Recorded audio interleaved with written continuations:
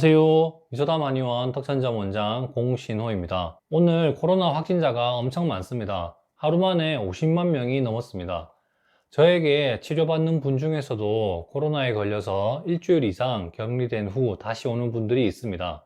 그런데 이런 분들 중에서 치료받고 있던 위장 증상이 악화되어서 오는 분들이 많습니다. 아니, 코로나에 걸렸다가 나았는데 왜 배가 아프냐면서 괴로워하는데요. 코로나 때문일 수도 있겠지만 가장 큰 원인은 해열제, 소염제, 항생제를 복용했기 때문이라 의심합니다. 담적병이나 만성위염, 식도염 같은 소화성 궤양의 악화 요인에 이런 것이 있습니다. 술, 커피, 밀가루 음식을 과다하게 먹는 잘못된 식습관, 항생제, 스테로이드, 소염 진통제, 해열제 과다 복용, 정신적 스트레스, 과로, 피로 누적, 이런 요인 때문에 소화기 질환이 생길 수 있고 악화될 수 있습니다. 그래서 치료를 하려고 오는 분들에게 강조해서 설명을 합니다. 그런데 음식에 대해서는 신경을 쓰는데 약에 대해서는 신경을 안 쓰는 분들이 많더군요. 어련히 알아서 해주겠지 이런 마음인가 봅니다. 양약을 처방받았을 땐 꼭 처방전을 살펴봐야 합니다. 코로나 감염 증상을 보면 고열, 기침, 인후통 같은 독감 증상이 많습니다. 그래서 치료약도 해열제, 소염제, 항생제 같은 약이 대부분이고 위장장애가 생길까봐 유산 분비 억제제나 제산제를 같이 처방한다거나 항생제의 부작용을 줄이려고 유산균을 같이 처방하는 경우가 많습니다. 혹시 코로나 때문에 약을 받은 분이라면 처방전을 확인해 보십시오. 건강한 사람은 이런 약을 복용하더라도 문제가 안 생깁니다.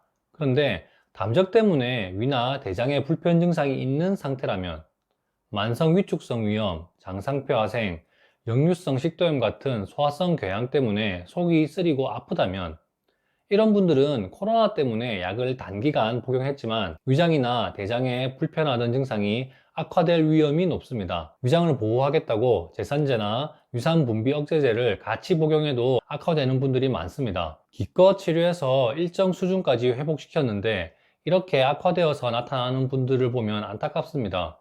소염제, 해열제 같은 엔세이드에 해당하는 약은 위장 점막의 재생을 차단하기 때문에 위염이나 위궤양, 식도염 같은 소화성 궤양이 있을 때 가급적 복용해서는 안 됩니다.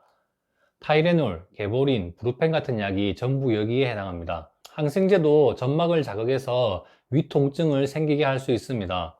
그리고 대장 내에 유익균을 죽여 대장의 불편 증상, 복통이나 설사 같은 증상을 생기게 할 수 있습니다.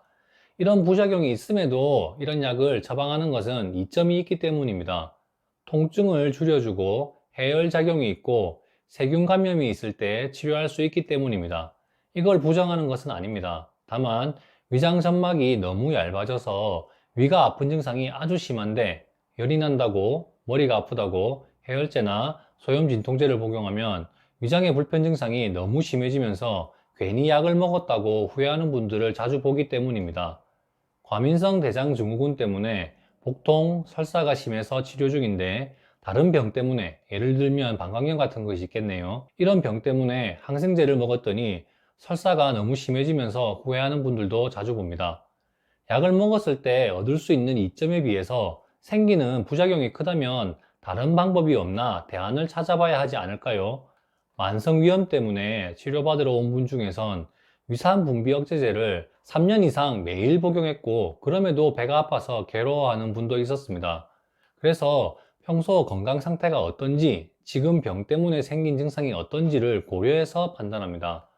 코로나 때문에 39도가 넘는 고열이 있으면서 생명을 위협하는 증상이 있을 땐 해열부터 고려하겠지만 그 이하의 열이라면 열 때문에 좀 괴롭더라도 해열제를 먹고 생길 위장 통증이 더 괴로울 것을 알기 때문에 가급적 해열제를 먹지 않도록 권유합니다. 목이 따끔거리고 아픈 증상이 있을 때에도 소염 진통제보단 은교산 같은 인후통을 치료할 수 있는 한약을 복용하도록 권유합니다. 은교산, 이번에 코로나 때문에 품절이라고 하던데 많은 분들이 알게 되었죠. 이것도 한약 처방입니다. 한의원에만 있는 것은 아니고 약국에도 있습니다. 약국에서는 한약이 아니라 생약이라고 부릅니다.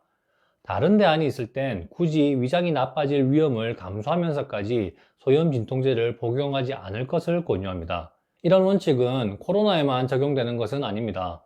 방광염이 있을 때 항생제 대신 오림산 같은 한약으로 치료하고 위장 자극이 될 위험을 낮추는 것. 피부병이 생겼을 때 스테로이드 대신 약침이나 다른 약으로 치료해서 위장이 자극되는 것을 예방할 필요가 있습니다. 당뇨병이 있어 약을 먹는 분 중에 방광염이 상습적으로 생기는 분, 고령이면서 허리나 무릎 통증 때문에 소염 진통제를 상습적으로 복용하는 분, 피가 묽어야 좋다고 해서 아스피린을 장기간 복용 중인 분, 이런 분들도 항상 위장, 대장병이 생길 위험이 높다는 것을 인지하고 이왕이면 다른 약으로 변경하는 것. 만약에 필수약이어서 변경할 수 없다면 대신 음식을 더 조심할 것을 말씀드립니다. 담적 치료나 위축성 위염, 장상피화생의 치료를 받았던 분이라면 치료 이후 좋아져서 일상생활을 하던 중 다른 병 때문에 양약을 처방받을 일이 있다면 꼭 처방전을 확인해 보십시오. 무심코 먹은 약 때문에 위장이나 대장병이 재발해서 한의원을 찾아오는 분들이 많습니다. 요즘 코로나 때문에 약을 너무 많이 먹어서 소화기 관련 증상이 악화되어서 오는 분들이 많아서 이런 말씀을 드립니다.